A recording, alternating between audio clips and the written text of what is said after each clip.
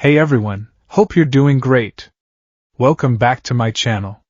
In today's video, we'll dive into what if Deku awakened the abandoned one for all. Smash that subscribe button, and be sure to peek at the description below. Let's begin. The notebook hit the koi pond with a wet, pathetic slap, a sound that seemed to echo the state of Izuku Midoriya's life. If you want to be a hero that badly, there's a quick way to do it. Katsuki Bakugo's voice was low, laced with a cruel sort of amusement that burned hotter than the explosions popping in his palms. He leaned in, his red eyes narrowing. Believe that you'll be born with a quirk in your next life and take a swan dive off the roof. Izuku stood frozen, his school uniform feeling too tight around his chest, his breath caught in a throat that felt lined with sandpaper. He didn't turn around until the footsteps of his tormentors faded down the hallway. Only then did the trembling start.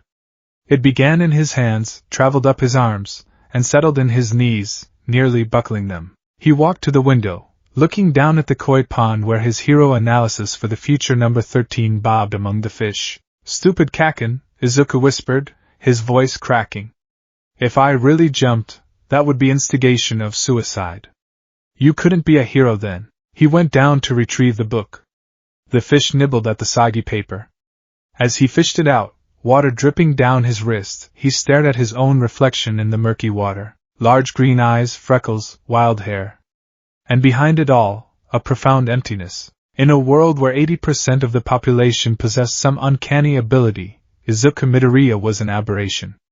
A mistake. He was quirkless.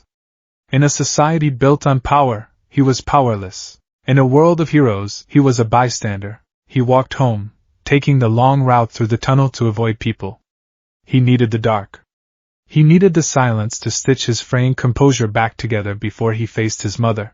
I just have to keep looking forward, he muttered to himself, clutching the damp notebook to his chest. It's not over. I can still.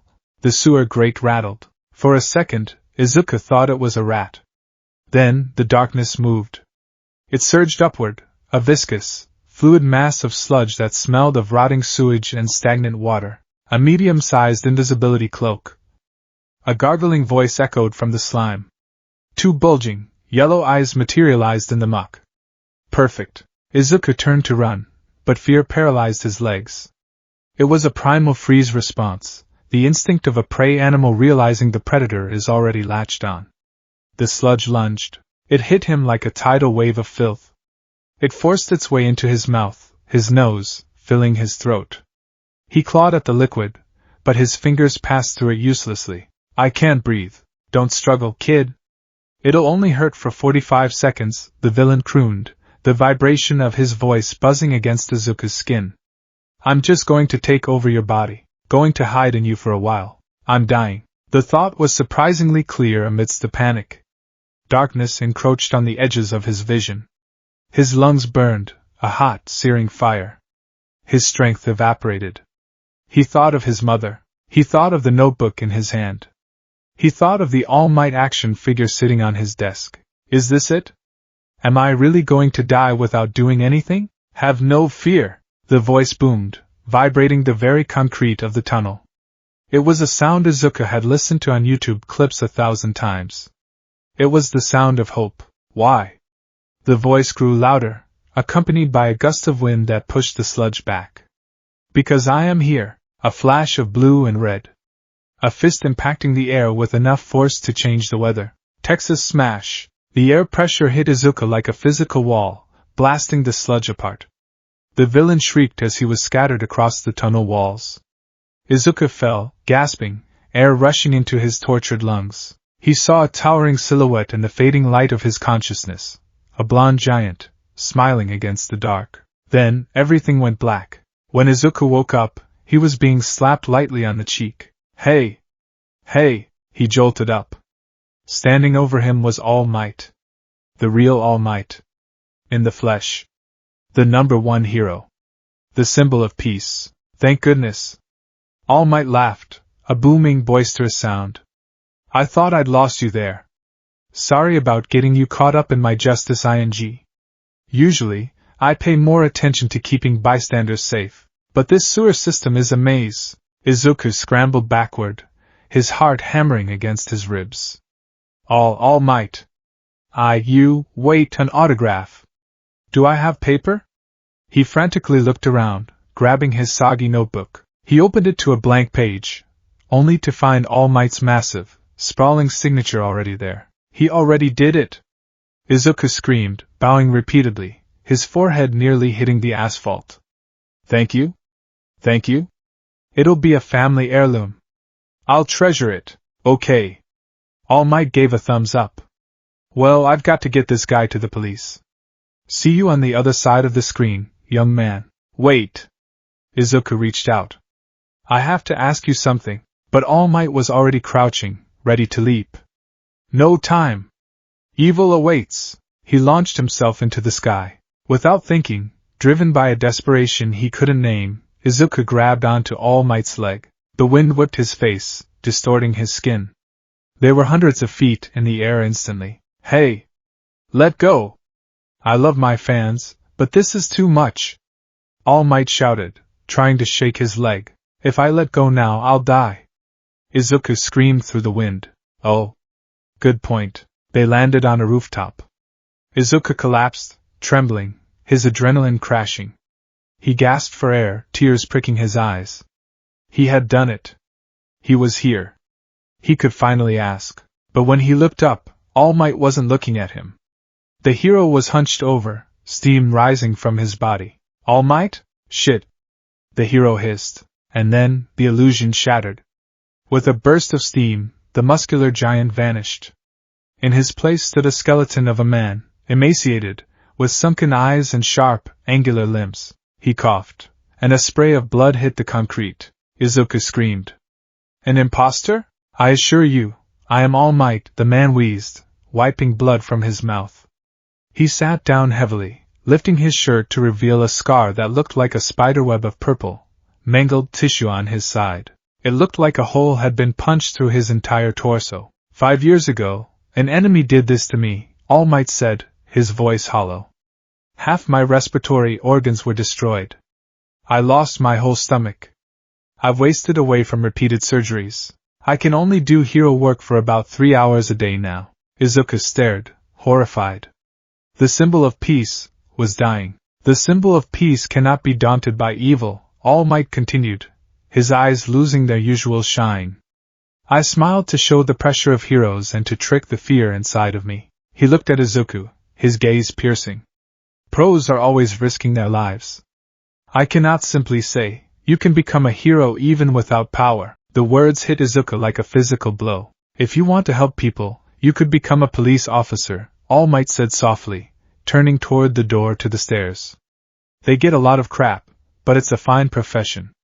It's not wrong to dream. But you have to be realistic, kid. The door clicked shut. Izuku was alone on the roof. The sun was setting, casting long, bloody shadows across the city. The wind felt colder now. Be realistic. The words echoed in his head, mixing with Bakugo's suggestion. Swan dive. Izuku walked to the railing. He looked down at the street below.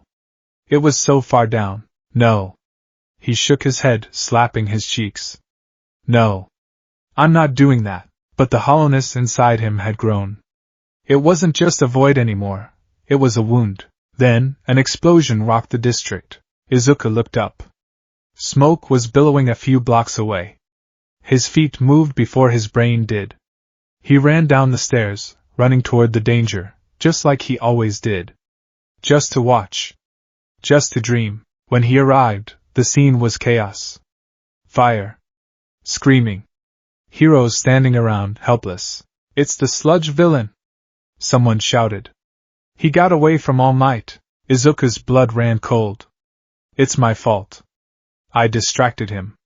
I made him drop the bottle. He pushed to the front of the crowd. And then he saw him, Bakugo. The sludge villain had him. Explosions were popping, but they were muffled by the slime. Bakugo's eyes were wide, filled with a terror Izuku had never seen in him before. He was suffocating. The heroes weren't moving. My quirk isn't suitable. We have to wait for someone with the right quirk. Wait! He's dying! Izuku didn't think. He didn't plan. He screamed and ran. He sprinted past the police line. He threw his backpack at the villain's eyes. It hit, and for a second, the slime loosened. Kaken!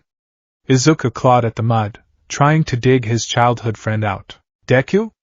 Bakugo choked out. Why are you here? My legs moved on their own. Izuku sobbed, tears streaming down his face, mixing with the soot.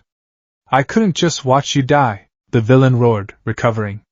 A massive tendril of sludge rose up, ready to crush Izuku flat. I'm sorry, Mom. The blow never came. A hand caught the sludge. All Might, in his muscular form, stood there, blood leaking from his mouth, but smiling. I really am pathetic, All Might growled, his voice vibrating with genuine anger, not at the villain, but at himself.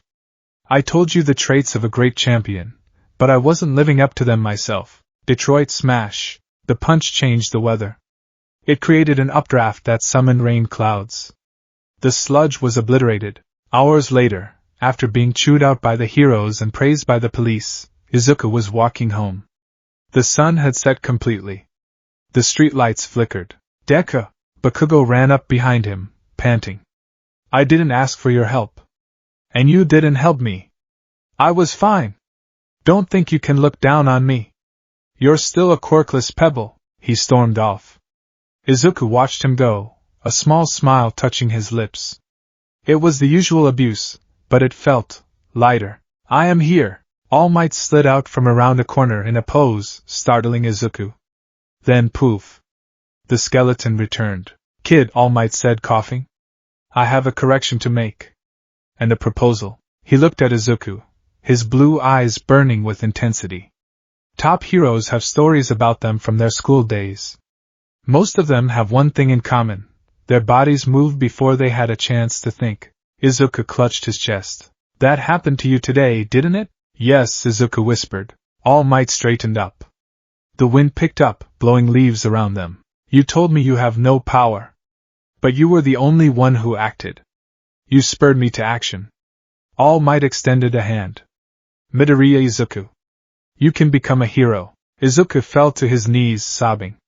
It was the validation he had waited his entire life for. But All Might said, his tone shifting. To do that you need power. And I have a power to give. Give? Izuku looked up, confused. My quirk, All Might said. It is called One for All.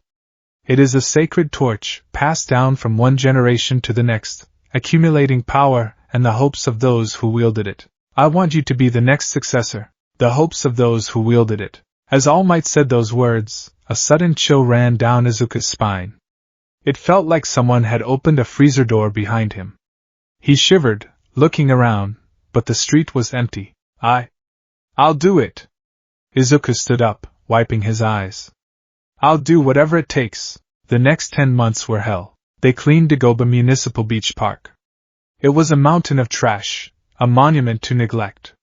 Izuku hauled fridges, tires, and scrap metal from dawn until dusk. But something was wrong. About 3 months in, All Might stopped in the middle of a training session. He clutched his side, the side with the injury, and hissed in pain. All Might? Are you okay? Izuku dropped the tires he was dragging. It's strange, All Might murmured, rubbing the scar. Lately the quirk feels heavy. Heavier than usual. It's like it's restless. Restless? All Might shook his head, forcing a smile. It's probably just my body getting weaker. It knows it's time to pass the torch. Don't worry about it, young Midoriya. Keep lifting. We have a schedule to keep, but Izuku noticed. He noticed how All Might's shadows seemed to stretch longer than they should. He noticed how the hero would sometimes stare into space, a look of profound unease on his face. The day of the exam arrived. The beach was clean. The sun was rising over a sparkling ocean, revealing the pristine sand. Izuku stood atop the pile of trash he had moved, shirtless and screaming his victory to the heavens. All Might caught him as he fell from exhaustion. You did it, All Might said, pride beaming from his face. You've built a vessel capable of holding the power. Now there's no time to lose. The exam is in 3 hours.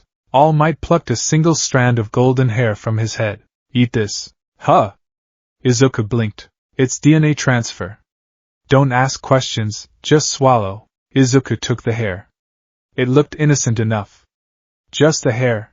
He put it in his mouth and swallowed. For a moment, nothing happened. Then, the world tilted. Izuku gagged, clutching his stomach. It didn't feel like he had swallowed a hair. It felt like he had swallowed a stone made of dry ice. A freezing cold sensation dropped into his gut, spreading rapidly through his veins. Young Midoriya? All Might put a hand on his shoulder. I'm okay, Izuku gasped, though he felt like he was going to vomit. His vision swam, black spots dancing in his eyes. For a split second, the rising sun looked like a gaping, fiery eye staring down at him. The power will take a few hours to digest, All Might said, checking his watch. You might feel a bit queasy. That's normal. Get to the exam. Go! Izuku grabbed his shirt and ran. But as he ran, the cold didn't leave. It settled in his bones, accumulating power and hopes, All Might had said. But as Izuku ran toward Yue High, he didn't feel hope. He felt a profound, sinking dread. He felt like he was being watched by 1,000 eyes from inside his own skin. The written exam was a blur. Izuku could barely focus on the questions. His hand shook so badly he snapped 3 pencils. Every time he closed his eyes to think, he saw flashes. A dark room, chains rattling, a man weeping in a corner, fire. So much fire. Midoriya? He snapped his head up. The proctor, President Mike, was staring at him. You okay, listener? You look like you've seen a ghost. I'm fine, Izuku squeaked. Just nervous. By the time the practical exam rolled around, Izuku felt feverish. His skin was clammy, pale. He stood in front of the towering gates of Battle Center B, surrounded by other examinees. He saw the nice girl who had stopped him from tripping earlier, Uraraka. He wanted to talk to her, to wish her luck, but his tongue felt like lead. He saw Ida, the tall boy with glasses who had scolded him during the explanation. Start! President Mick's voice boomed from the tower. There are no countdowns in real battles. Run!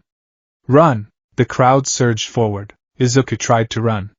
He willed his legs to move. One for all. I have one for all. I just have to use it. He clenched his fists, trying to summon the feeling All Might had described. Clench your buttocks and yell smash inside your heart. He tried. Nothing happened. Or rather, something did happen, but it wasn't power. It was resistance. When he reached for the power, he felt a wall. It was slick, cold, and hostile.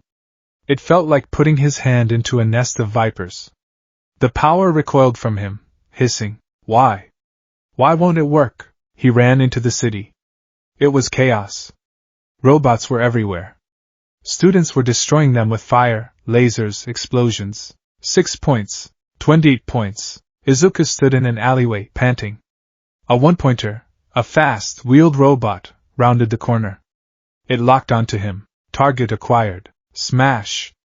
Izuku yelled, throwing a punch. His fist connected with the metal. Crack! Pain shot up his arm. He hadn't used a quirk. He had just punched a robot with his bare hand. His knuckles split. The robot didn't even dent. It raised a mechanical arm and backhanded him. Izuku flew into a pile of trash bags, the breath knocked out of him. 0 points, he whispered, staring at the sky. The blue sky seemed to mock him. I'm going to fail. After everything. All Might. I'm sorry. You are not worthy. The voice wasn't his. It was a whisper in the back of his skull. It sounded like grinding stones. You are weak. Just like us. Who's there? Izuku scrambled up, looking around. There was no one. The ground began to shake.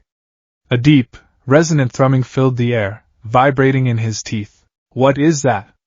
Someone screamed. From the center of the city, a shadow rose. It blocked out the sun. The 0-pointer. It was colossal, easily taller than the skyscrapers surrounding it. It moved with a terrifying inevitability, crushing buildings as it advanced. Dust billowed. Debris rained down. Run! It's huge! It's worth 0 points. Just run! The other examinees fled. It was a stampede of fear. Izuku turned to run with them. His survival instinct was screaming, Run! You can't fight that. You're nothing. He took a step back. Ow! A cry of pain cut through the noise. Izuku stopped. He looked back. Trapped under a massive slab of concrete, right in the path of the zero-pointer, was Uraraka. She was struggling, but the rubble was too heavy. The robot was seconds away from crushing her. The other students were gone. The teachers were watching from the cameras, but they were too far away to intervene in time. Izuku looked at the robot. He looked at the girl. Fear, pure unadulterated fear flooded his system. Not just his fear, it felt like the fear of others. An ocean of terror crashed into his mind. We're going to die. Again. Always dying. Always failing. The voices in his head weren't whispering anymore. They were screaming. A cacophony of agony. Save her! Izuku screamed in his heart, but it wasn't a request. It was a demand. He didn't run. He didn't jump. He erupted. Something snapped deep inside his soul. The wall blocking the power didn't open, it shattered. Izuku launched himself off the ground. The asphalt beneath his feet didn't just crack, it disintegrated into dust. He was in the air instantly, moving faster than his eyes could track. He was flying. No, he was being propelled. Black tendrils of energy exploded from his back. They weren't the clean, electrical energy of All Might. They were jagged, dark, and oozing like oil. They whipped around him wildly, lashing at the air. He reached the face of the zero-pointer. He was level with its eyes. The sensation in his right arm wasn't strength. It was pain. Excruciating, blinding pain. It felt like his arm was being dipped in acid. The energy gathered around his fist. It wasn't glowing. It was a void. A black hole that seemed to suck the light out of the air around it. The voices shrieked in unison. Die! Destroy it! Kill it! Izuku didn't yell smash. He opened his mouth, and a sound came out that wasn't human. It was a distorted, multitonal shriek, the sound of a boy mixed with the wails of the dead. He punched. Gra-ah! His fist made contact. There was no impact sound. No boom. Instead, there was a sickening crunch. The black energy surged forward, engulfing the zero-pointer's head. It didn't dent the metal. It aged it. The metal turned gray, then rusted, then crumbled into dust in a fraction of a second. The force of the blow continued. A shockwave of pure, necrotic pressure blasted through the robot's massive body. The chassis split open.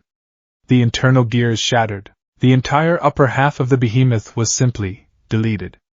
It turned into a cloud of fine, black powder that rained down over the city. The backlash hit Izuku. His right sleeve disintegrated. His skin didn't turn the purple of a bruise. It turned black. Not charred but dead. Necrotic. The blood vessels burst, spraying black mist. He fell. The power cut out as quickly as it had come, leaving him a broken ragdoll in the sky. I did it. He plummeted toward the concrete. Slap. Uraraka, freed from the rubble by the shockwave, had dragged herself out.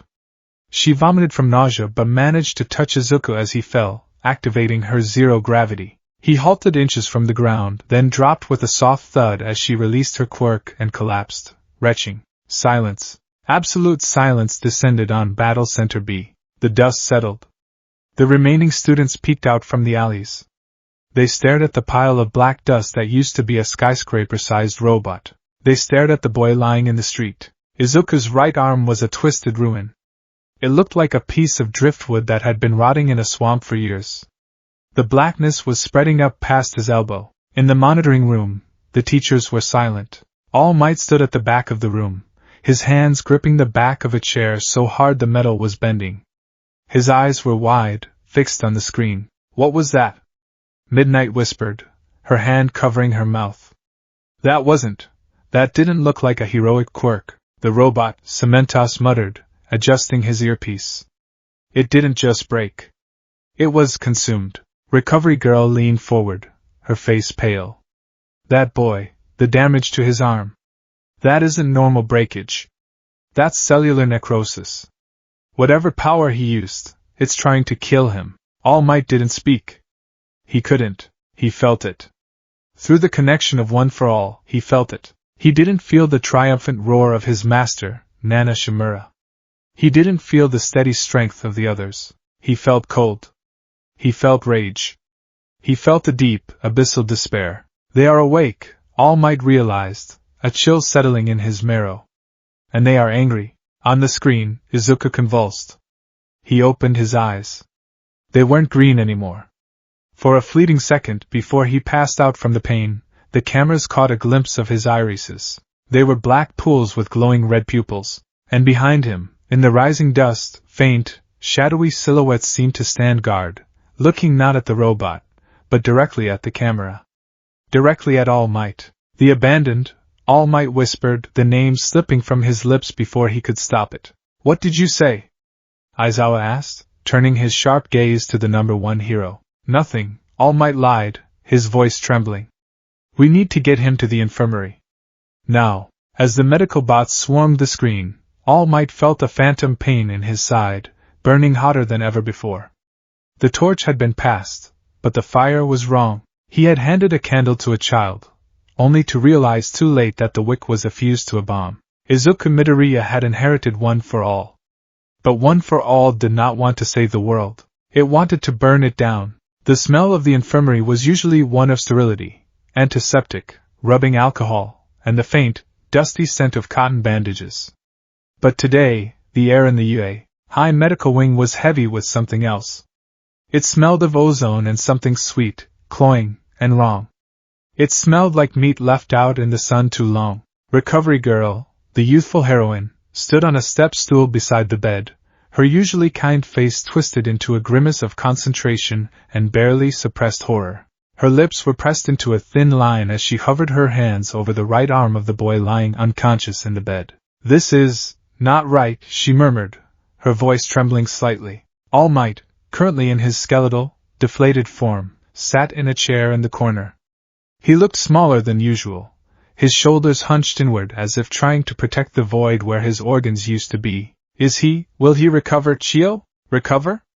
Recovery Girl snapped, turning her head to glare at him. Tashinori, look at this. Really look at it. She gestured to Izuku Midoriya's arm. It wasn't broken in the traditional sense. A break implies clean fractures, bones snapping under pressure. This was ruin. The skin from his fingertips to his elbow had turned a deep, obsidian black. It wasn't the purple black of a bruise, it was the flat, light-absorbing black of charcoal. Where the black met the healthy skin of his upper arm, there was no gradual fade. There was a jagged, red line of inflammation, like a border war between life and death. I've tried to stimulate his cellular regeneration, Recovery Girl said, pulling her gloves off with a snap. My quirk works by accelerating the body's natural healing process, but when I push energy into this, it pushes back. It pushes back? All Might asked, his voice hollow. It feels like feeding a fire, she whispered, looking down at the boy's peaceful, pale face. Every time I try to mend the tissue, that black energy eats the stamina I provide. It's not just an injury, Tashinori. It's a curse. The cells aren't just dead, they've undergone rapid necrosis. It's as if his arm aged 100 years in a split second. All Might stared at the blackened limb. He remembered the feeling he had felt in the monitoring room, the cold, sinking dread that had radiated through their shared connection. I asked you, Recovery Girl said, her voice low and dangerous, if he was ready? You said he was a proper vessel. He is, All Might insisted, though the conviction was bleeding out of him. He cleaned the beach. He built his body. Physically, he should have been able to handle 5%. Maybe even 10. This wasn't a failure of the body, she countered. This was a rejection by the quirk. I've seen your X-rays. I've seen the records of the previous holders.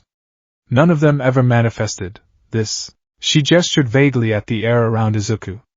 The air around him is cold, Tashinori. Even asleep, he feels dangerous. She bandaged the arm heavily, wrapping layer after layer of white gauze until the blackened flesh was hidden. I have stabilized him, she said, stepping down from the stool. The necrosis has stopped spreading. But I cannot reverse the damage to the skin. He will have scars. Terrible ones. And if he uses that power again and it reacts this way, next time, it won't stop at the elbow. It will go to his heart. All Might looked at his own hands.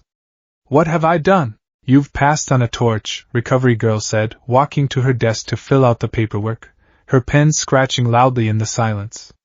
But I think you forgot to check if the fire was still burning clean. Izuku was not in the infirmary. Or rather, his mind wasn't. He was falling. It was a sensation he was getting used to. First off the sludge villain's back, then from the stratosphere after the 0-pointer. But this fall was different. There was no wind. There was no ground approaching. Just an endless, suffocating darkness. He landed not with a thud, but with a splash. Izuku gasped, scrambling to his hands and knees. He was in water. No, not water. It was thick, viscous, and warm. It smelled of iron. He stood up, his uniform sodden. He looked around. He expected to see the vestiges All Might had vaguely mentioned once. A feeling of being watched by benevolent spirits. He expected a golden light, or perhaps a galaxy of stars representing the power. Instead, he was in a dungeon. The floor was submerged in the dark liquid. The walls were made of uneven, slick stone that seemed to weep moisture. There were no windows, only heavy iron bars stretching upward into the gloom. "Hello?" Izuku called out. His voice didn't echo. The darkness swallowed the sound instantly. "Turn back." The voice was a rasp, dry and brittle like old parchment. Izuku spun around. Sitting against the far wall, chained by the neck and wrists to the stone, was a man. He was frail, his white hair matted and long, covering half his face. He wore tattered clothes that looked like they belonged in a history museum. Who are you?" Izuku asked, stepping forward.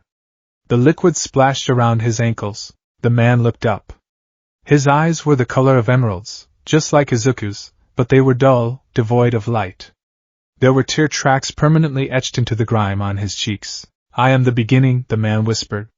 "And I am the failure." Izuku's breath hitched. "The first? You're the first user of One for All?" He rushed forward, instinct taking over. "Sir! You're chained up." I don't know how this works. Is this a mental projection?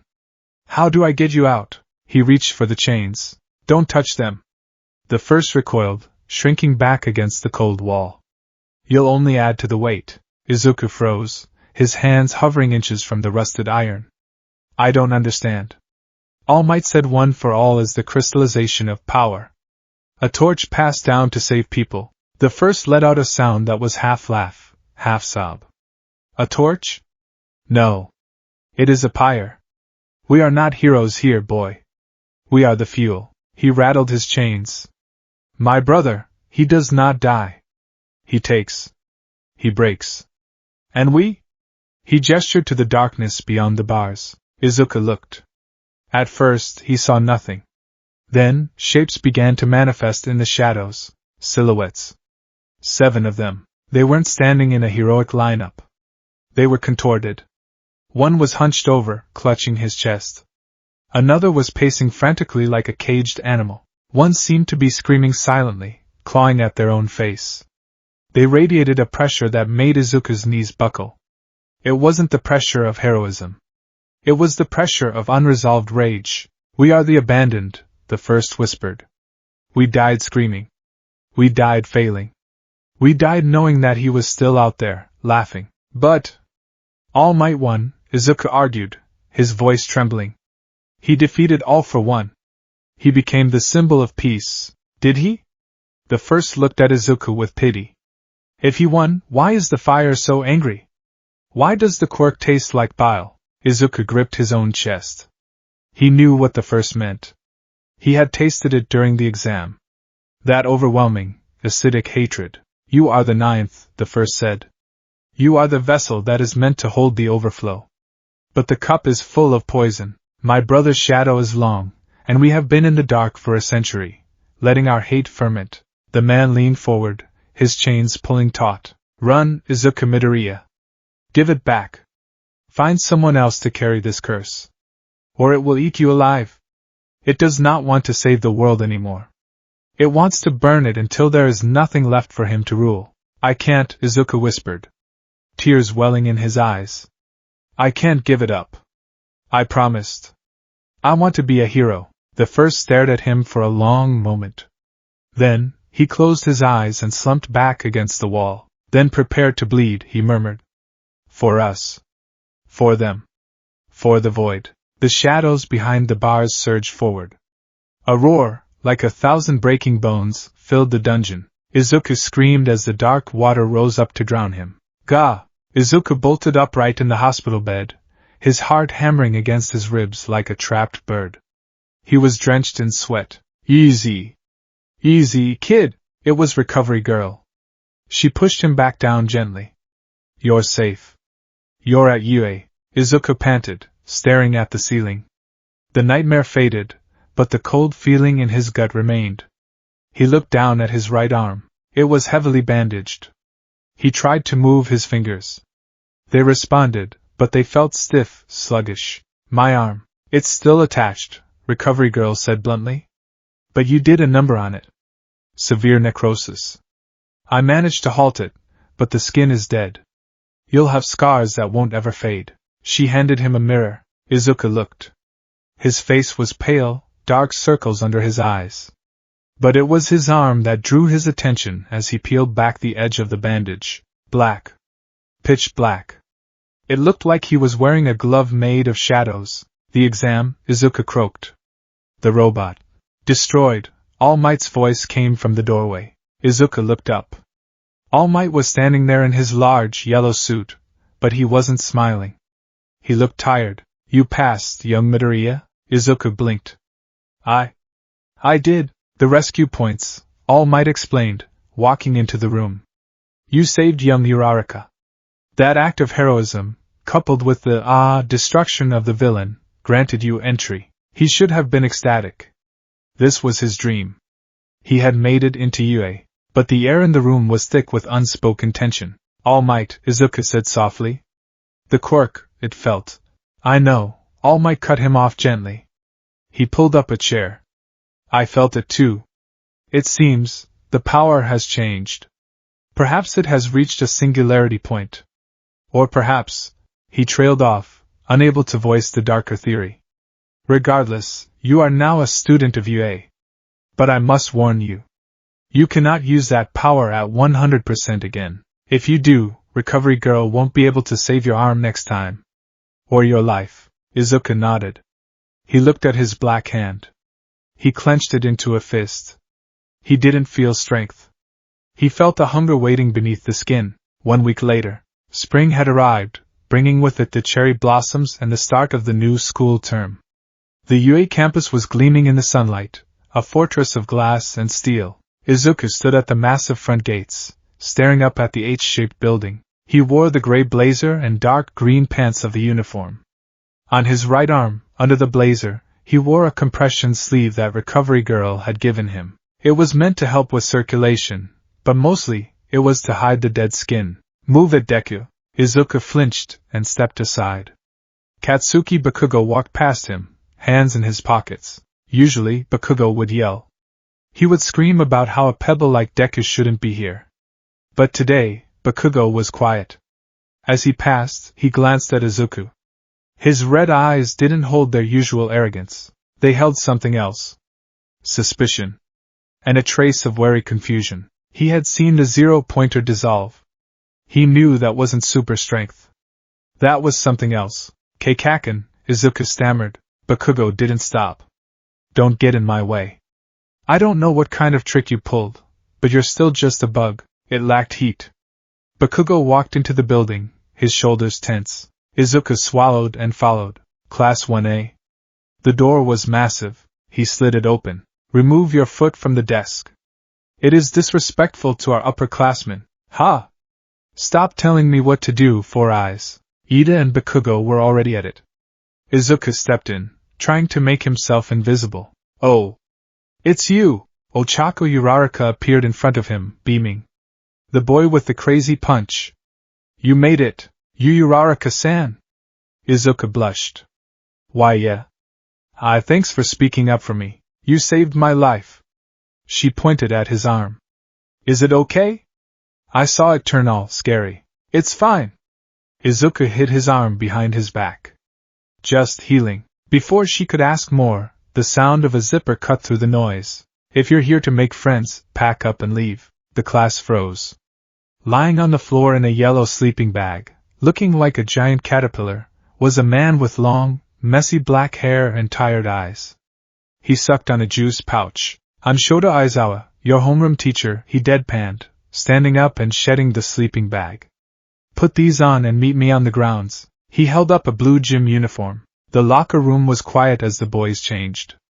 Izuku turned away from the others as he took off his shirt, but he wasn't fast enough. "Whoa, Midoriya," Kirishima said, pausing with his shirt halfway over his head. "That's gnarly." The redhead pointed at Izuku's arm. The black necrosis was visible from his fingertips up to his bicep. It looked like he had stuck his arm into a fire and left it there. Bakugo stopped changing. He stared at the arm. His eyes narrowed. "That's not a quirk recall.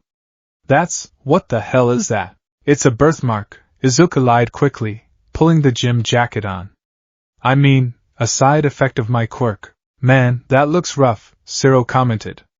"Does it hurt?" "Only when I use it," Izuku muttered. "Only when it wakes up." The pea grounds were vast. Aizawa stood with a clipboard, looking bored but dangerous. "A quirk apprehension test?" The class chorused. "What about the entrance ceremony? The guidance counselor meeting?"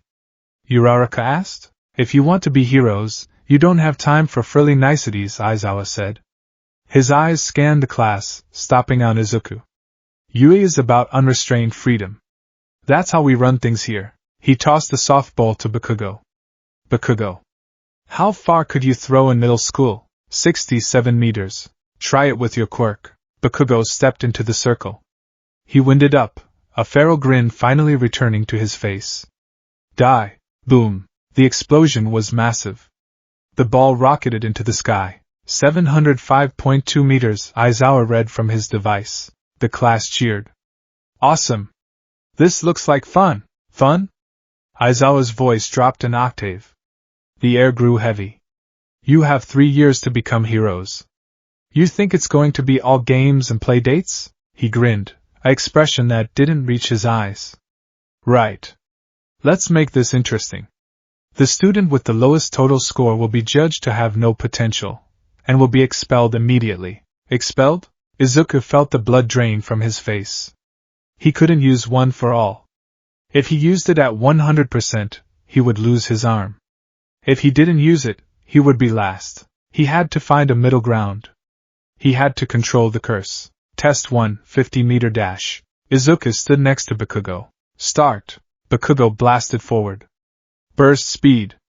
He crossed in 4.13 seconds. Izuku ran. Just ran.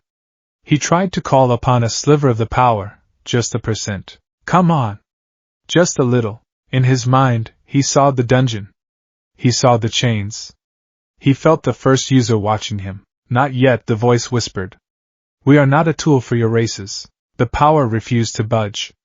It was heavy, anchoring him down. 7.02 seconds. He was slow. Slower than his middle school time. The heaviness All Might had talked about was literal. The quirk was weighing him down physically. Test 2, grip strength. Izuku took the dynamometer. He squeezed. "Please." He felt a twitch. A spark of black lightning arced from his finger. The machine beeped. 56 kilograms. "Weak," he whispered. Beside him, Shoji gripped his machine until it hit 540 kilograms. Test 3, standing long jump. He failed to clear the sandbox. Aoyama blasted over it. Bakugo flew over it. Izuku landed in the dirt. He was failing. He was going to be expelled. Aizawa was watching him. The teacher's eyes were dark, calculating. He wasn't writing anything down for Izuku. He was just watching. Finally. The ball throw. Uraraka got infinity. The class went wild. "Midoriya," Aizawa called. Izuku walked to the circle. His heart was pounding so hard he thought it might burst. He held the ball. It felt heavy. "I have to do it," he thought. "I have to use it. Just for a second. In the tip of my finger. Like the egg in the microwave image All Might used. Don't let it explode. Just heat it up." He took a breath. He winded up. One for all. The world seemed to darken. The shadows of the other students stretched toward him. The air temperature dropped 10 degrees instantly. Smash! He whipped his arm forward. The black tendrils erupted. Suddenly, The power vanished. The tendrils dissipated like smoke in a gale. Izuku stumbled forward, the ball rolling a pathetic few meters from his hand. 46 meters. Huh! Izuku blinked. I tried to use it. He looked at his hands. They were trembling. I erased your quirk. Izuku turned. Aizawa was staring at him, his hair floating, his scarf hovering around his neck. His eyes glowed red. That entrance exam, Aizawa said, walking closer. It wasn't rational. You have a powerful quirk, but you can't control it. And more than that. Aizawa stopped a foot away from Izuku. He lowered his voice so only Izuku could hear. Whatever that power is, it reeks of death, Midoriya. When you activated it just now, my instinct didn't say hero. It said run. Izuku flinched. You are a liability, Aizawa continued brutally. If you use that power and lose control, you won't just break your arm. You'll kill someone. Do you expect to be saved every time you turn into a monster? No. Izuku whispered. The symbol of peace saved you once, Aizawa said, his quirk deactivating, his hair falling flat. But he won't always be there. You have zero potential if all you can do is destroy yourself and everything around you. He turned back to the line. I've returned your quirk. You have one more throw. Get it over with so I can expel you. Izuku stood alone in the circle. He looked at the ball. He's right. I'm a monster. The first said it. Recovery girl said it. He looked at the class. They were looking at him with a mix of pity and curiosity. Except Bakugo. Bakugo looked strangely terrified. If I give up now, I die here. The dream dies. If I use 100%, I lose my arm and get expelled anyway. I have to negotiate. Izuku closed his eyes. He went inward. He dove back into the dungeon. Listen to me. He screamed into the void of his own soul. The vestiges turned to him in the dark. I know you're angry. I know you were abandoned. But if I fail here, all for one wins. Do you want that? Silence in the dungeon. Lend me your power. Not to kill, but to show them we are here. Just one finger. Give me the despair of one finger. A variable shifted. The first user rattled his chains. He looked at Izuku, and for a moment, the emerald eyes glowed. Very well, ninth. A taste. Izuku opened his eyes. He didn't wind up. He didn't take a stance. He simply held the ball in his right hand. He focused all that cold, screaming energy into the tip of his index finger. Smash. He flicked the ball. Crack. It wasn't the sound of a sonic boom. It sounded like a whip cracking, amplified 1,000 times. A beam of black lightning shot from his finger. It hit the ball. The ball didn't just fly. It screamed. The air around the trajectory distorted, turning gray. The force propelled the ball upward with violence that kicked up a cloud of dust around Izuku. The pain shot up his finger. It was broken. Purple. But not necrotic black. He had controlled the output. The ball soared. Higher. Higher. But as it traveled, the black energy clinging to it began to eat it. At 300 meters, the leather skin of the ball peeled away. At 500 meters, the inner cork disintegrated. At 700 meters, the ball simply ceased to exist.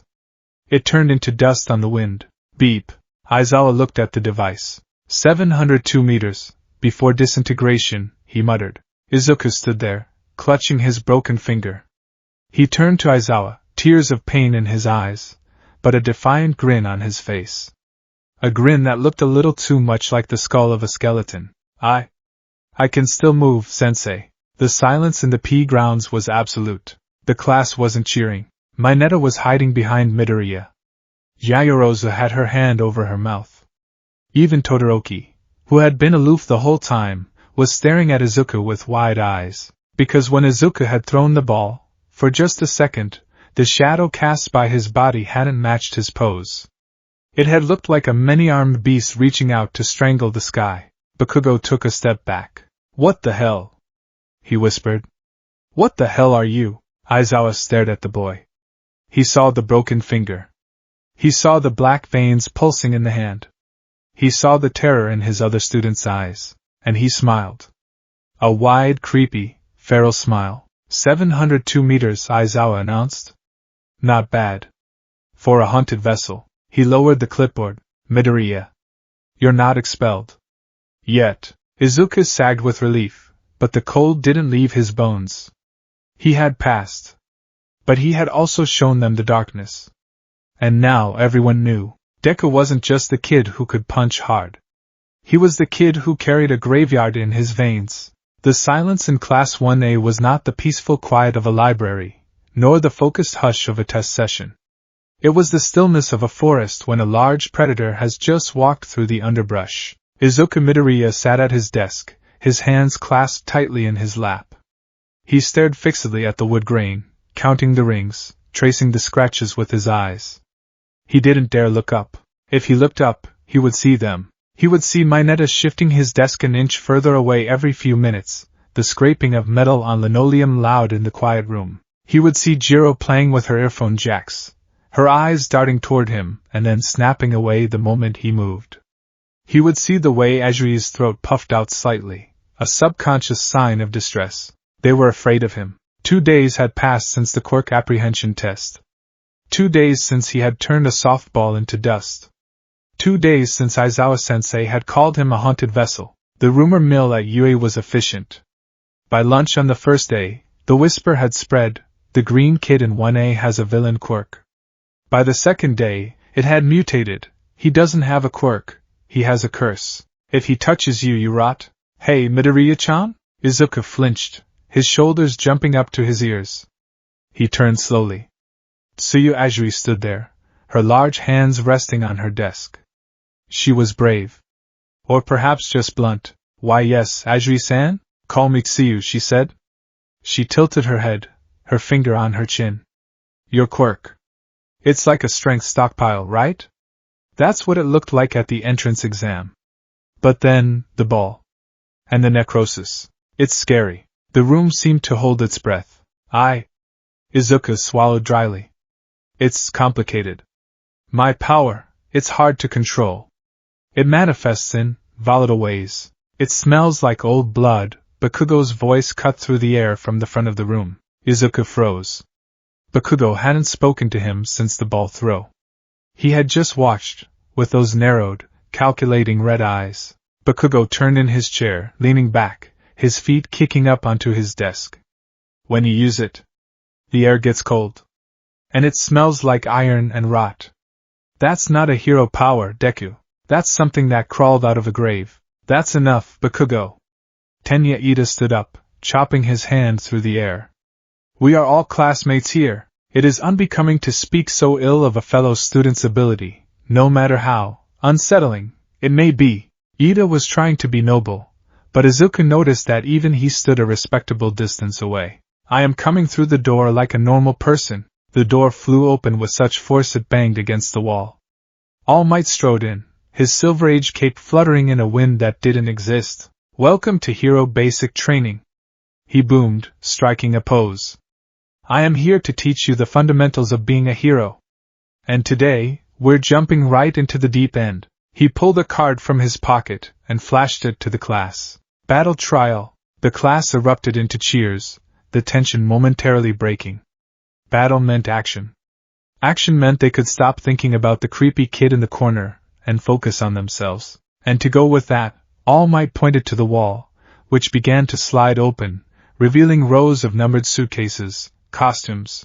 Awesome! Get changed and meet me at ground beta. All Might commanded, giving a thumbs up. But as his eyes swept the room, they lingered on Izuku. The smile on the hero's face didn't waver, but his eyes were filled with a profound, hidden worry. Be careful, young Midoriya, the look said. Don't let the mask slip. The locker room was a flurry of activity. The boys were excited, comparing gadgets and designs. Izuku dressed quickly in the corner.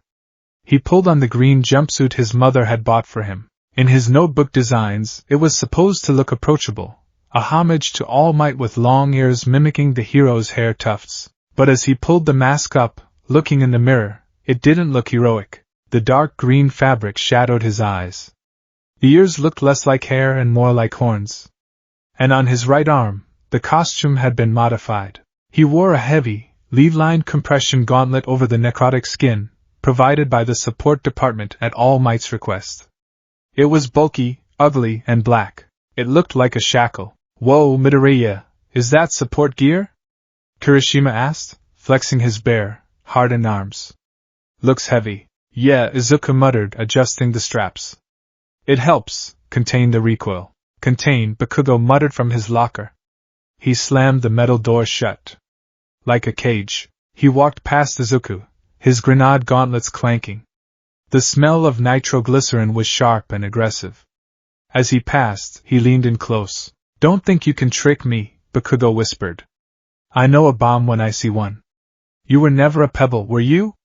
You were a landmine waiting for someone to step on you. He shoulder-checked Izuku and stormed out. Izuku rubbed his shoulder. He could feel it. The heaviness in his gut was churning. The vestiges were reacting to Bakugo's hostility. They didn't like him. Threat, a whisper echoed in his skull. Loud. Dangerous. Quiet, Izuku whispered to himself. He's a friend. Sort of. Enemy. Ground Beta was an urban simulation, a sprawling maze of concrete buildings. The class gathered in the monitoring tunnel, looking like a colorful parade of superheroes. All Might stood at the front, explaining the rules. Villains guarding a nuclear weapon. Heroes infiltrating to capture it or the villains. Draw lots. Izuku stared at the ball in his hand. Team A. He looked up. Uraraka was holding the matching ball.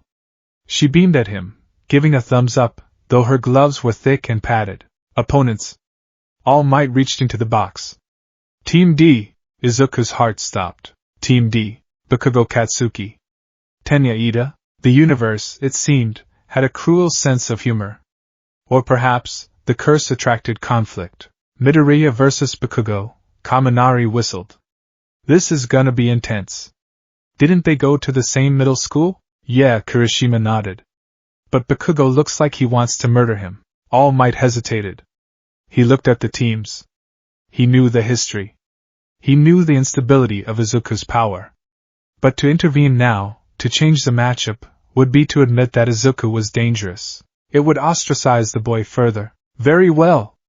All Might's voice cracked slightly. The villains will go in first to set up. Heroes enter in 5 minutes. Everyone else, to the monitoring room. As the class filed out, Bakugo stopped beside Izuku. He didn't look at him. He looked straight ahead at the dark entrance of the building. I'm going to hurt you, Bakugo said calmly. I'm going to hurt you until you tell me the truth. Until you admit what you really are. He walked away, his cape billowing. Izuku trembled. Beside him, Uraraka looked worried. Deku-kun? Are you okay? You're shaking. I'm fine, Izuku lied. But inside, the dungeon was rattling. He wants to hurt us? The voice was sharper this time. It sounded like the second user, the one with the scar. Let him try. The building was dimly lit, the windows boarded up to simulate a hideout. The air was stale. We need a plan, Izuku whispered as he and Uraraka crept through the first-floor hallway. Kaken. Bakugo, he'll come for me. He won't care about the weapon. He wants a fight. So what do we do? Uraraka asked, her voice hushed. I'll draw his fire, Izuku said. I'll distract him. You go around and find the weapon. Ida will be guarding it, but if it's just him, you can take him. But can you handle Bakugo? Uraraka looked at his gauntlet arm. Without you know? I have to, Izuku grimaced. If I use the quirk, I lose. Use us, the shadows whispered. No. They reached a corner. Izuku signaled for a stop.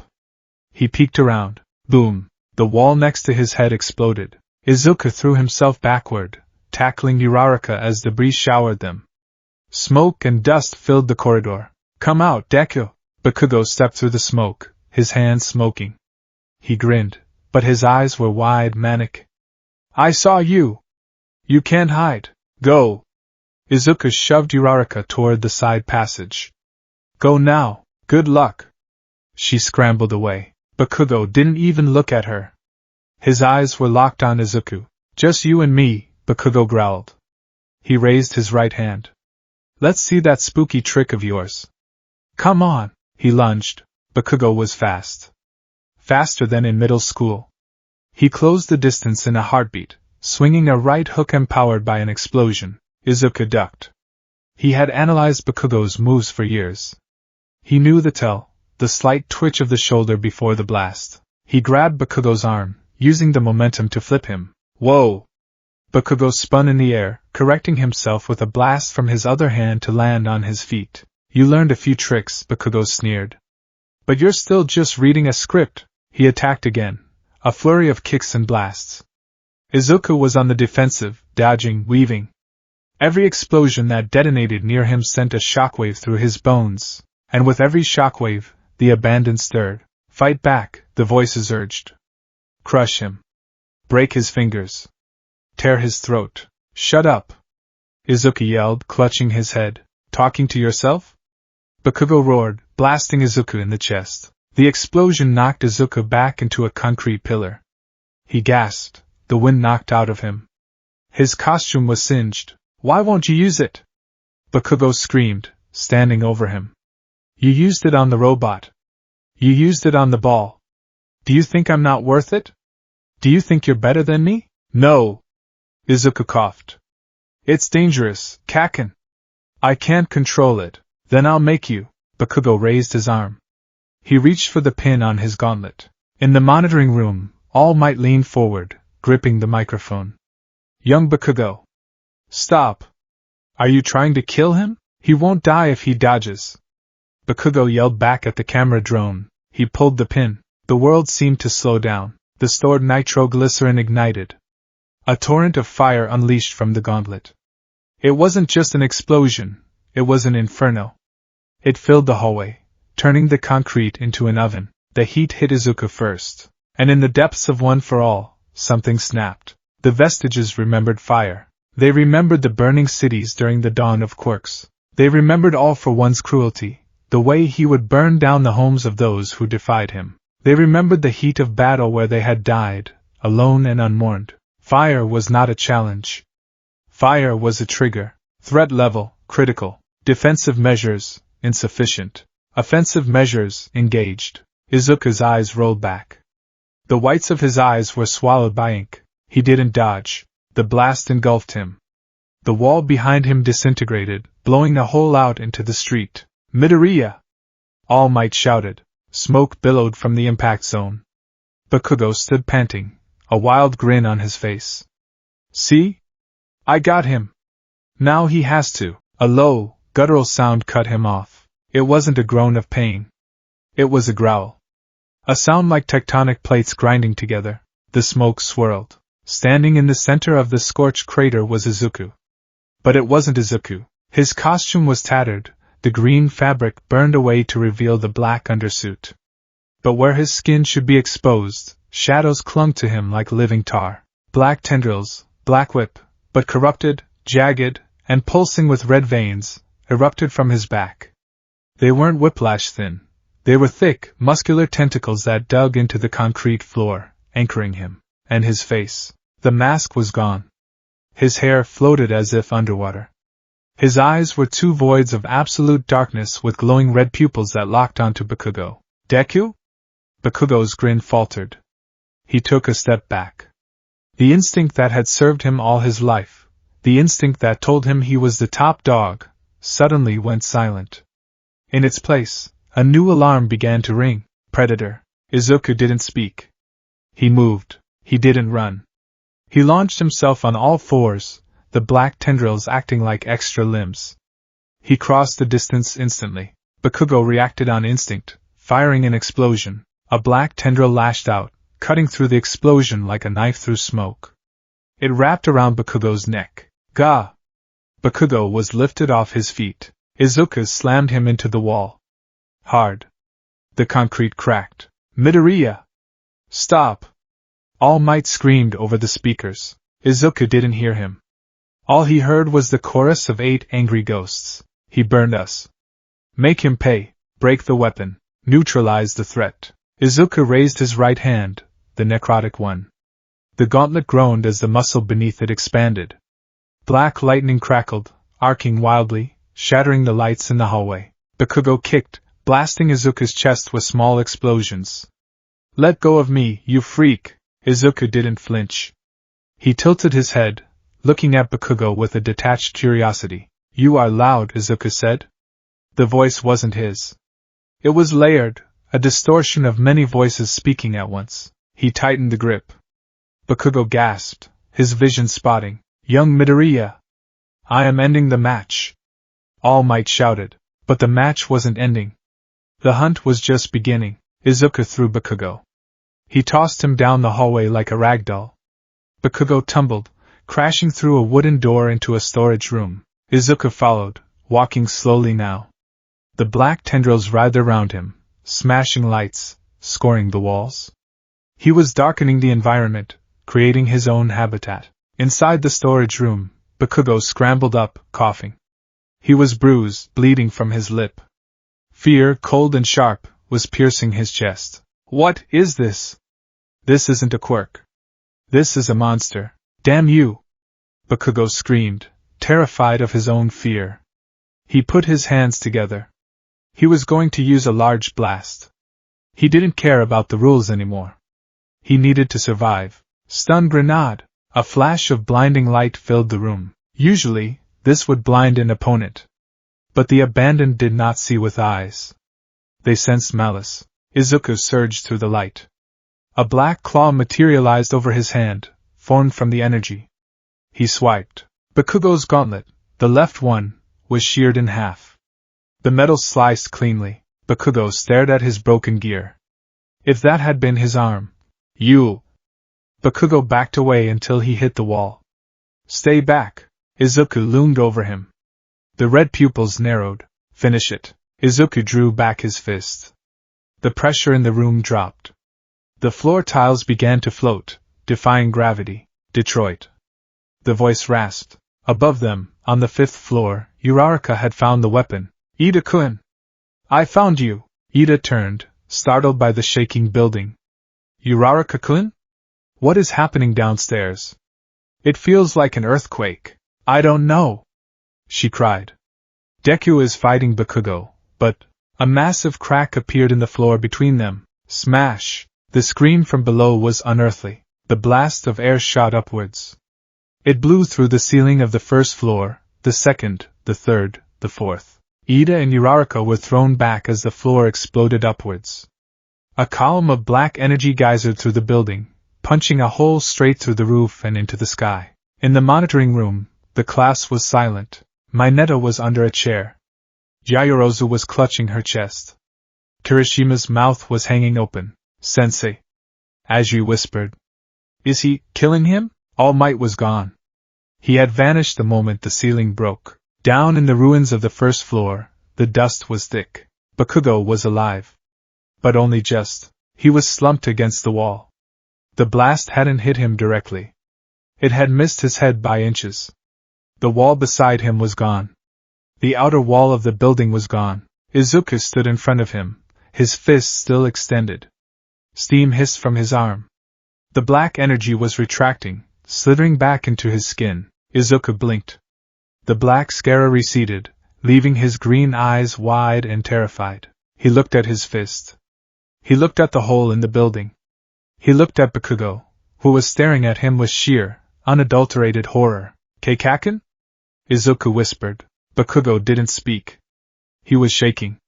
He looked at Izuku like one would look at a loaded gun that had just misfired. Izuku stepped forward. Don't touch me! Bakugo shrieked, scrambling sideways. Don't come near me! I am here! All Might crashed through the hole in the wall.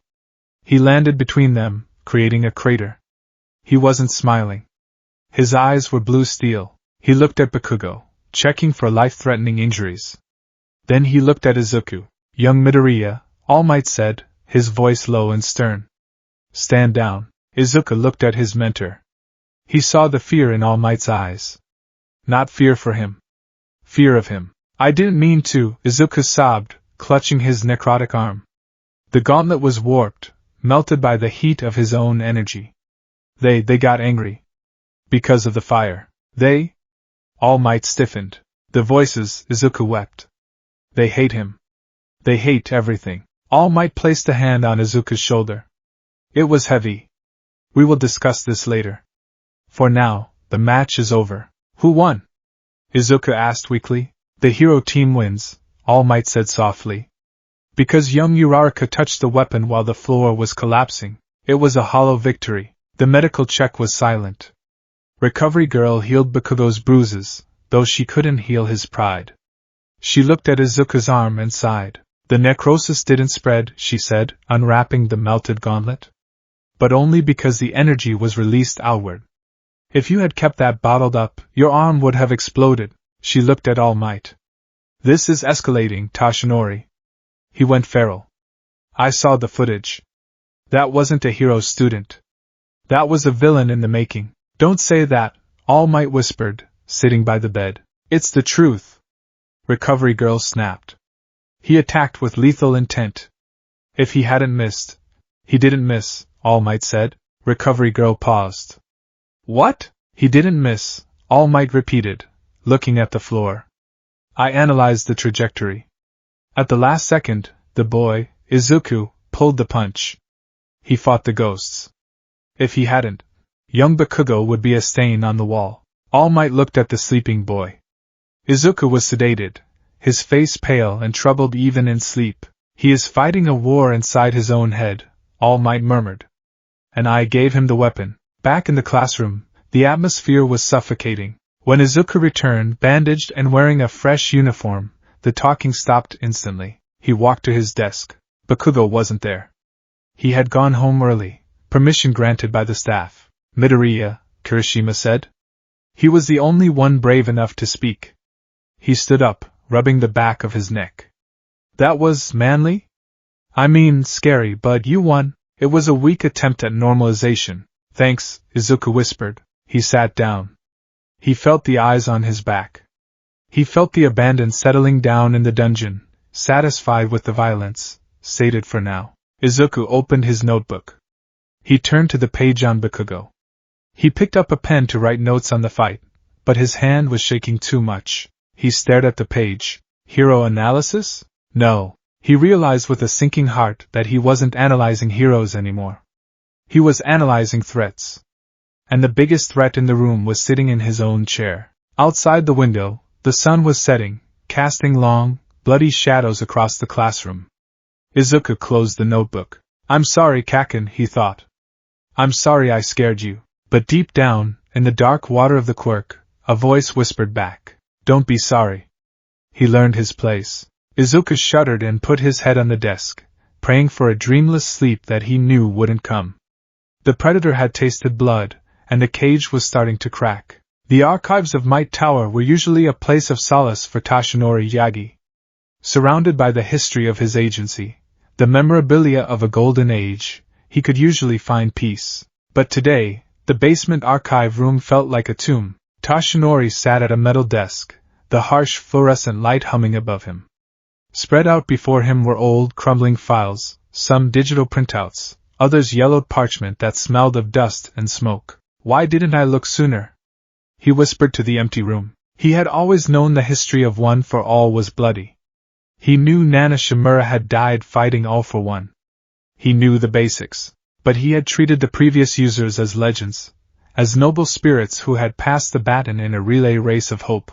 But after seeing young Midoriya's eyes turn black, after seeing a robot turn to dust and a classmate nearly decapitated by a shadow, Toshinori had dug deeper. He had used his clearance to pull police reports from the pre-quirk regulation era. He picked up the file on the second user. No name. Just a resistance leader moniker. Cause of death, asphyxiation and blunt force trauma. Found in a collapsed bunker. Evidence suggests torture prior to termination. He picked up the third. Cause of death, incineration. Body unrecoverable. Last seen holding a defensive line against the warlord's enforcers to allow civilians to flee. The fourth. Haikid Shinomori. Cause of death, rapid cellular senescence. Old age at 40. Died in isolation, fearing the power was killing him. The fifth. The sixth. They didn't just die, Toshinori realized, a cold sweat breaking out on his forehead. They were hunted. They were cornered rats fighting a god. He looked at the timeline. For over a century, All for One had ruled from the shadows. The users of One for All hadn't been heroes in the modern sense. They were insurgents. They were freedom fighters in a losing war. They lived in fear, they fought in anger, and they died in despair. And One for All stockpiles everything, he murmured. Power. Will. Emotion. He had always assumed the will was the desire to save. But what if the stockpile was mostly composed of the trauma of dying? What if the ghosts weren't benevolent spirits guiding the next generation, but restless, vengeful race who had been denied their rest? I gave a child a weapon made of nightmares, Toshinori said, gripping the edge of the desk until the metal warped. I called it a gift. But it's a haunted house. His phone buzzed. It was a notification from USJ Rescue Training. Class 1A departing now. Toshinori stood up, his skeletal frame trembling. He had a bad feeling. The heaviness in his own gut, the embers of the quirk he still held, was pulsing. It wasn't a pulse of anticipation. It was a warning. The bus ride to the unforeseen simulation joint was quiet, at least in the back where Izuku sat. He had chosen the very last seat, pressing himself against the window. He wore his hero costume, though the right arm had been modified again. The support department had replaced the melted gauntlet with a heavier, articulated armor plating made of tungsten carbide. It looked less like a hero's gear and more like a medical restraint. Midoriya-chan. Izuku jumped, banging his knee against the seat in front of him. Why yes, Ajiri-san? Tsuya Ajiri was sitting in the aisle seat next to him. Her large, observant eyes were fixed on his face. I usually say what's on my mind, she said. I know, Izuku laughed nervously. Your quirk is like All Might's, she said. The bus went silent. Even Bakugo, sitting 3 rows up, stiffened. But Tsuya continued, tapping her chin. All Might saves people with a smile.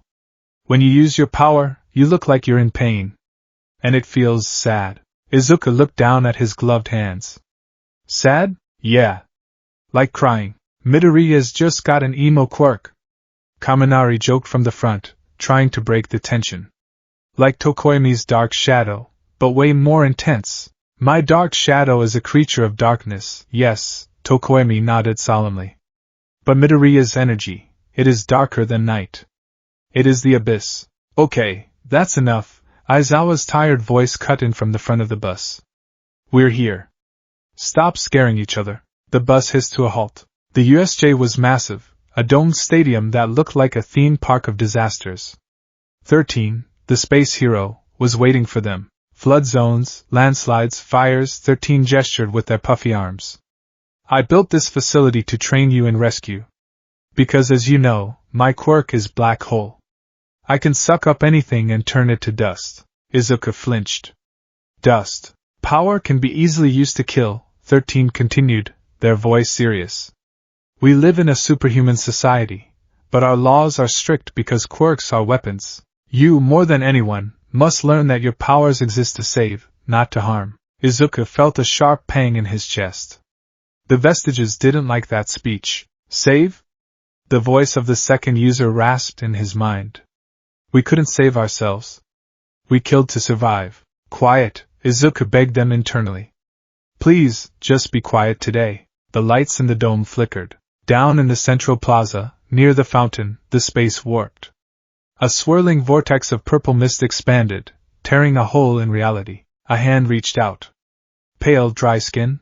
Gather round, Aizawa said, his voice dropping to a terrified whisper. Those aren't part of the simulation. Izuku leaned over the railing. He saw them. Dozens of people pouring out of the mist. Some looked like thugs, others like mutants. And in the center, a man covered in severed hands, and a hulking, bird-beaked monstrosity. The air temperature in the USJ dropped. Izuku's breath misted in front of his face. The dungeon in his mind didn't rattle this time. It opened. Him. It wasn't one voice. It was a chorus. Him. Him. Him. They sensed the connection. They sensed the malice of All for One, even if the demon lord himself wasn't there. They smelled his minions. Villains! Kirishima shouted. No way! How did they get in? Sensei, what do we do? Momo asked, panic rising. 13, protect the students. Aizawa shouted, pulling his goggles down. I'm going down. He leaped over the railing, his capture scarf flying. "We have to run!" Ida yelled. To the exit. The class turned to the heavy doors, but the purple mist was already there. It rose up like a wall of smoke, blocking their path. "I am afraid I cannot allow that," a polite, baritone voice came from the mist. Two glowing yellow eyes narrowed. "We are the League of Villains. We have come to pay a visit to the symbol of peace, and to snuff out his light." "You talk too much," the Kugo roared. He and Kirishima launched themselves at the mist, explosions detonating. "No! Stop!" 13 yelled, but it was too late. The mist expanded, engulfing the students. "Begone," the mist whispered. Izuku felt the floor vanish. He was falling again. This sensation, the warp. The fourth user's danger sense flared, not as a buzz, but as a needle in the brain. Izuku hit water, cold, dark, salt water. He sank, the heavy tungsten armor on his arm dragging him down like an anchor. He thrashed, opening his eyes. The water was murky, but he could see shapes. Sharks. But not just sharks, villains with aquatic quirks. They were swimming toward him, grinning, their teeth flashing. Prey, they thought. Food, the vestiges thought. A tongue wrapped around Izuku's waist. It was Tsuyu. She pulled him upward, rocketing toward the surface. Mineta was clinging to her back, sobbing. They broke the surface, gasping for air. Tsuyu threw them onto a ship in the center of the zone. "Thanks, Ajiri-san." "Tsuyu," Izuku coughed, water dripping from his nose. "Midoriya! We're gonna die!" Mineta shrieked, clinging to Izuku's leg. "Look at them! There's hundreds." Izuku looked over the edge of the ship. The water was teeming with villains. They were circling the boat, waiting. "We're surrounded," Tsuyu said, her voice calm but tight. "And we can't call for help. The communications are jammed." "Hey kids!" A villain with a shark fin on his head shouted from the water. "Jump in. The water's fine.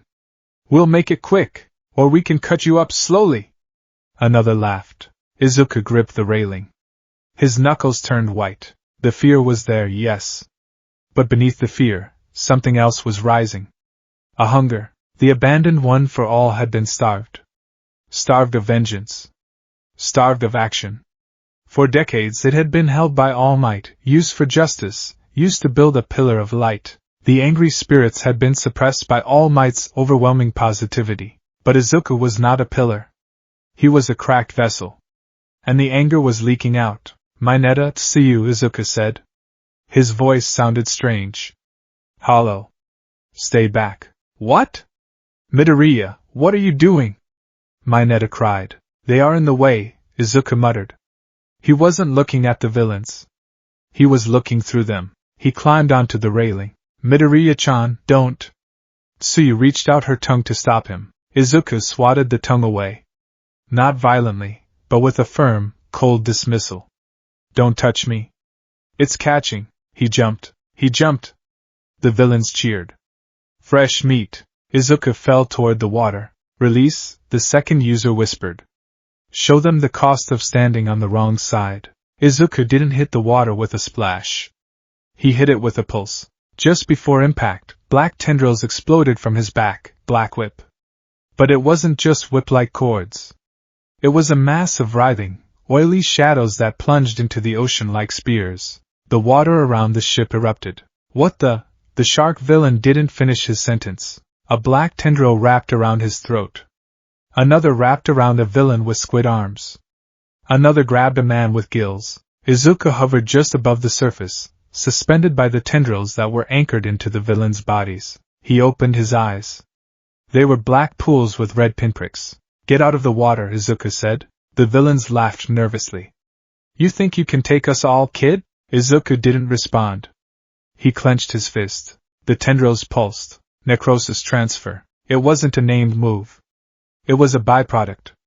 The energy of the abandoned was decay. It was entropy.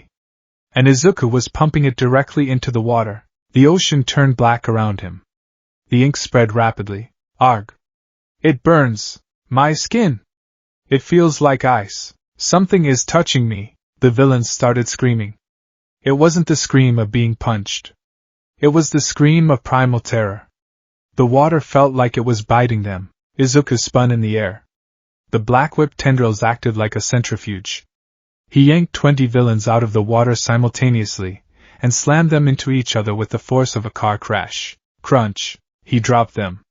They floated on the surface, unconscious, foaming at the mouth. But he wasn't done. More villains were coming. Monster! A villain with a water gun hand shouted, firing a high-pressure blast at Izuku. Izuku didn't dodge. He raised his necrotic right arm.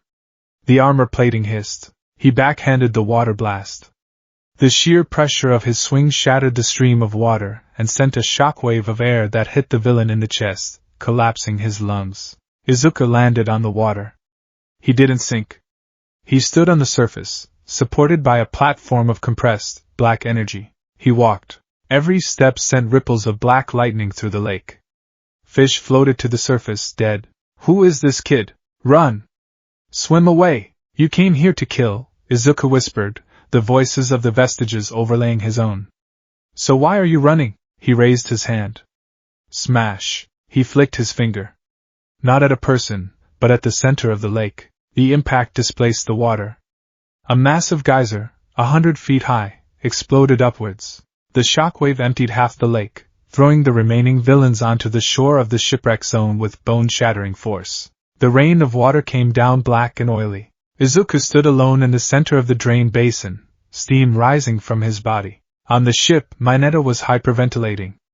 Tsuyu was staring. Her pupils slit thin. That's not a hero, Mineta squeaked. That's a villain quirk. Tsuyu swallowed. No. He saved us. But he didn't leave them any dignity. Izuku looked up at the ship. The blackness receded from his eyes. He looked exhausted. He looked terrified of himself. Are you guys okay? He called out, his voice cracking. Tsuyu hesitated. Then she nodded. We're okay, Midoriya-chan. Kero, we need to go to the plaza, Izuku said, climbing up the side of the ship using the tendrils, which were now much smaller and shivering. Aizawa-sensei. I can feel it. He's dying. The central plaza was a slaughterhouse. Shota Aizawa was a rational man. He knew his limits. But he had fought harder than he ever had in his life. He had taken down dozens of thugs, but he couldn't fight a bioengineered nightmare. The Nomu, the bird monster, held Aizawa by the head. It slammed him into the concrete. Crack! Aizawa's arm was broken like a twig. His goggles were smashed. Blood obscured his vision. Cool, the man with the hands, Shigaraki Tamura, chuckled. You're so cool, Eraserhead. But you can't erase pure power. The Nomu raised its other fist to deliver the killing blow. Smash him, Shigaraki ordered. Aizawa couldn't move. He watched the fist descend. I'm sorry, students. I couldn't. Boom. A black blur slammed into the Nomu. It wasn't a punch. It was a tackle. The Nomu was knocked sideways, skidding across the pavement. Izuku Midoriya stood over his teacher. He was dripping with black water. His costume was torn. His arm was glowing with a sickly dark light. Midoriya. Aizawa wheezed. Get out. I can't do that, Sensei, Izuku said. He wasn't looking at Aizawa. He was looking at the Nomu. The Nomu stood up. It didn't seem hurt. It screeched, a sound that grated on the nerves. Oh? Shigaraki scratched his neck, flaking skin falling like snow. A student? The one who broke his finger. You're still alive? He pointed at Izuku. Noma. Kill the child. The Noma charged. It moved so fast it broke the sound barrier. Izuku didn't have time to think. The danger sense screamed. Duck! Izuku dropped low. The Noma's fist passed over his head, the wind pressure nearly taking his scalp off. Izuku lashed out with Black Whip, wrapping the tendrils around the Noma's legs. He pulled. The Noma didn't budge.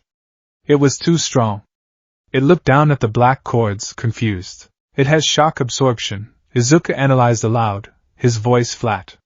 Physical trauma is nullified. Then don't use trauma, the third user whispered. Use the rot. The Noma kicked Izuku.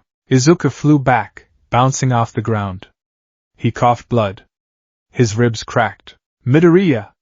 Tsuyu screamed from the edge of the water zone. Izuku scrambled up. The pain was sharp, grounding. The Noma was on him again. It grabbed him by the face, lifting him up just as it had done to Aizawa. Die, Shigaraki laughed. Izuku hung in the monster's grip. The beak was inches from his face. The creature's brain was exposed. Disgusting, the vestiges hissed. A corpse puppet. A mockery of life. Put it out of its misery. Izuku grabbed the Noma's wrist with both hands. His left hand was normal. His right hand, the armored, necrotic one, dug into the creature's skin. Let go. Izuku growled. He didn't pull. He pushed. He poured everything into the grip. The anger of the second. The despair of the third. The solitude of the fourth. The rage of the fifth, sixth, seventh. And his own fear. He pushed the abandoned energy directly into the Noma's cells. The effect was instantaneous. The Noma shrieked, not in anger, but in confusion. The arm holding Izuku began to turn gray. Then black. The muscles bulged, not with strength, but with tumors. The regeneration quirk inside the Noma went into overdrive, trying to heal the cells that Izuku was rapidly killing. Regeneration versus necrosis. It was a biological war fought in a split second. The Noma's arm swelled to 3 times its size. The skin split. Black sludge poured out. What are you doing to my Noma? Shigaraki screamed, stepping forward. You're breaking him. I'm not breaking him, Izuku gasped, his eyes bleeding red energy. I'm saving him. The Noma dropped Izuku. It clutched its rotting arm, wailing. Izuku hit the ground and immediately lunged. He didn't aim for the face. He aimed for the chest. He placed his necrotic hand over the Noma's heart. St. Louis. Decay. He released the stockpile. Tum. There was no external explosion. The sound was muffled, wet. The Noma went rigid. Its eyes bulged. Inside its chest, the shock absorption quirk tried to disperse the energy. But you can't disperse entropy. The energy bypassed the protection and attacked the bonds between the molecules. The Noma's chest cavity collapsed inward. Then, it expanded outward. With a sickening squelch, the Noma's back exploded. A geyser of black blood and gray chunks of meat shot out from its spine. The creature fell to its knees. Then to its face. It didn't move. It began to dissolve into a puddle of black sludge, steaming on the concrete. Silence. Absolute, horrified silence. Shigaraki stopped scratching his neck. His hand fell to his side. He stared at the melting puddle that used to be the anti-symbol of peace. He killed it, Mineta whispered from the bushes. He actually killed it. Izuku stood over the corpse. He was panting heavily. His right arm was smoking. The tungsten armor was glowing red-hot. He looked at his hands. They were covered in the Noma's blood. Good, the voices whispered. One less monster. But Izuku felt sick. He fell to his knees and retched. You! Shigaraki's voice trembled. He started to laugh. It was a dry, rasping sound. You're a hero student? Shigaraki pointed a shaking finger at Izuku. You're a killer! You're just like me! He began to cackle. Sensei! Look at this! The heroes are breeding monsters too. This is great! This is fair! Shut up! Izuku yelled, wiping his mouth. He stood up, swaying. I'm nothing like you, aren't you? Shigaraki stepped closer. The remaining villains, dozens of them, backed away from Izuku. They were terrified of the boy who had melted the unkillable beast. You enjoyed it, Shigaraki grinned beneath his hand mask. I saw it in your eyes. That red light. That wasn't justice, kid. That was hate. Pure, beautiful hate. He spread his arms. Join us. The League of Villains could use a destroyer like you.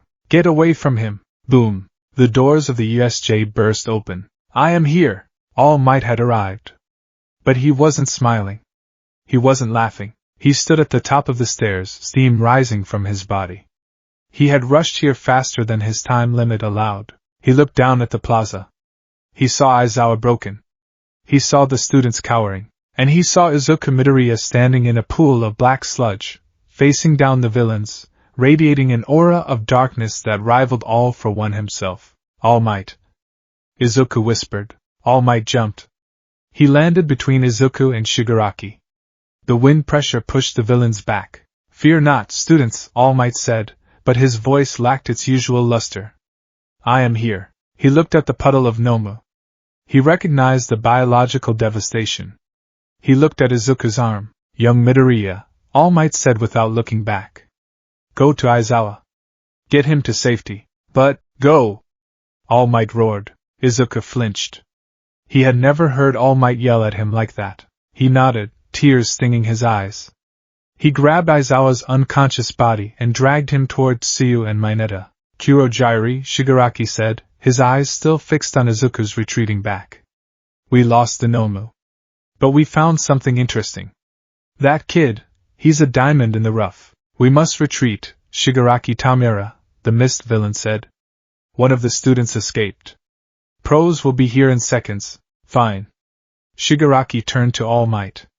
"You're lucky, symbol of peace. Your student did your dirty work for you. But next time, I'll be coming for him." The mist swirled. "Wait!" All Might lunged, but they were gone. The aftermath was a blur of police lights and paramedics. Detective Sakachi took statements. The students were huddled in blankets. Izuku sat on the back of an ambulance. His right arm was being treated by a grim-faced paramedic. The armor had been cut off. The skin underneath was raw and blistering, the necrosis agitated. "Midoriya." Izuku looked up. Kirishima, Uraraka, and Ida were standing there. "Are you okay?" Uraraka asked. She looked at him with concern, but she stood a foot further away than usual. "I'm fine," Izuku said softly. That thing you did to the bird guy," Kirishima said, looking at his feet. "That was hardcore, man. You saved Aizawa-sensei." "Yeah," Izuku said. "But..." Kirishima hesitated. "Did you have to melt him?" Izuku didn't answer. He couldn't. How could he explain that he didn't have a choice? That the power wanted to destroy? Across the parking lot, Bakugo was watching him. He wasn't yelling. He was just staring, his face pale. He had seen the footage from the plaza on his phone. All Might walked over to the ambulance. He looked exhausted. He had reverted to his skeletal form, hidden from the students by the ambulance doors. "Young Midoriya," All Might whispered. "All Might," Izuku said. I killed it. It was a bioengineered weapon, not a human," All Might said firmly, though his eyes were sad. "You neutralized the threat. You saved lives." "It felt good," Izuku confessed, the words tumbling out before he could stop them. For a second, when it died, the voices, they cheered. All Might closed his eyes. He gripped Izuku's good shoulder. "We have much to discuss," All Might said. "The nature of One for All is more complex than I knew. But know this, you are not evil. You are a hero. We will fix this." Izuku nodded, leaning into the touch. He wanted to believe it, but as he looked at his reflection in the ambulance window, he saw the truth. The abandoned were awake. They had tasted victory. And they were hungry for more. From deep within the dungeon of his soul, the first user rattled his chains and whispered a warning that only Izuku could hear. "The seal is broken, ninth.